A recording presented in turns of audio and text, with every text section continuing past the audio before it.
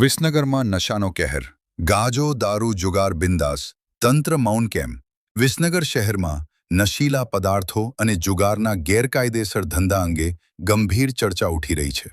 શહેરના અનેક વિસ્તારોમાં ખુલ્લેઆમ દારૂ, ગાંજો અને વરલી મટકા જેવા જુગારના ધંધા ચાલતા હોવાના આક્ષેપો સ્થાનિક લોકો દ્વારા કરવામાં આવી રહ્યા છે. સ્થાનિક લોકોનું કહેવું છે કે શહેરમાં જાણે પોલીસનો કોઈ ડર જ ન રહ્યો હોય તેવી સ્થિતિ સર્જાઈ છે.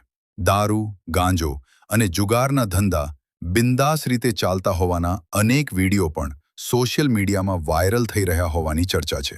આ પરિસ્થિતિને કારણે યુવાનોમાં નશાની લત વધતી હોવાનો ભય વ્યક્ત કરવામાં આવી રહ્યો છે.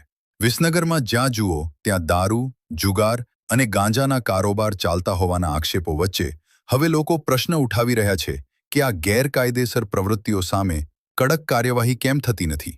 શહેરના લોકોનું કહેવું છે કે યુવાનોના ભવિષ્યને બચાવવા માટે જવાબદાર તંત્રએ તાત્કાલિક પગલાં લેવા જોઈએ. મહેસાણા જિલ્લામાં તાજેતરમાં એક પીઆઈ ધાર્મિક કાર્યક્રમ દરમિયાન થયેલા વિવાદ બાદ સસ્પેન્ડ કરવામાં આવ્યા હતા. ત્યારે વિસનગરમાં રોજબરોજ દારૂ, ગાંજો અને જુગાર અંગેના વિડીયો સામે આવતા હોવા છતાં કાર્યવાહી કેમ નથી થતી તે અંગે પણ ચર્ચા શરૂ થઈ છે. નગરપાલિકા ચૂંટણી નજીક આવતા રાજકીય અને સામાજિક વર્તુળોમાં પણ આ મુદ્દે ચર્ચા તેજ બની છે.